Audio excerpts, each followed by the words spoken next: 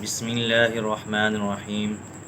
اللہ العزت نے قرآن مجید میں ارشاد فرمایا، لن ینال اللہ لحومها ولا دماؤها ولكن ینالہ التقوی منکم۔ اللہ العزت کو تمہارے گوشت اور خون کی ضرورت نہیں ہے۔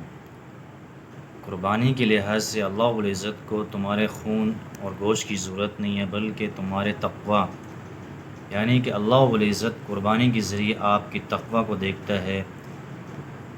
اللہ اعمال صالحہ کو دیکھتا ہے کہ میرا یہ بندہ قربانی کر کے اعمال صالحہ یعنی کہ اللہ کے حکم کو تکمیل کرتا ہے کہ نہیں۔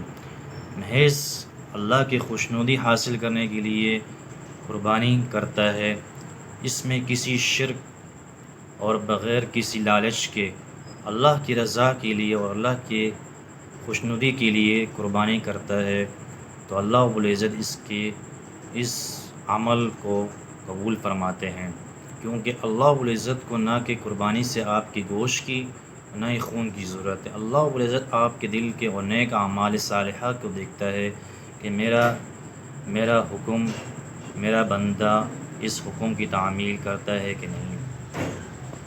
یہ حکم اور یہ قربانی حضرت ابراہیم علیہ السلام کی سنت ہے۔